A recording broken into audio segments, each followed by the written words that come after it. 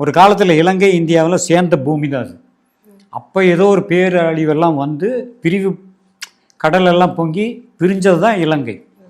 இப்போ என்ன சொல்கிறாருன்னா, இந்த 24லேருந்து 25க்குள் நிச்சயமாக ஒரு கடல் சீற்றம், இதில் ஒரு பாகமாவது இலங்கையில் வந்து பாதிப்பு அதிகமாக இருக்குங்கிறாங்க.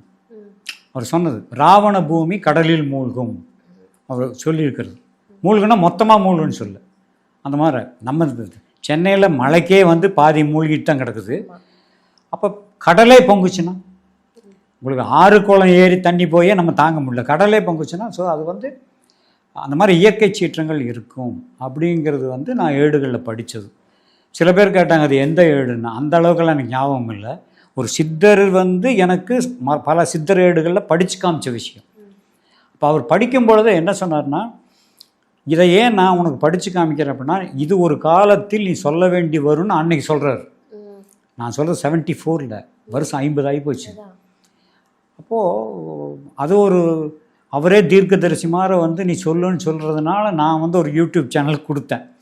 அது என்னடான்னா நம்மளை வந்து சித்தராக்கிட்டாங்க.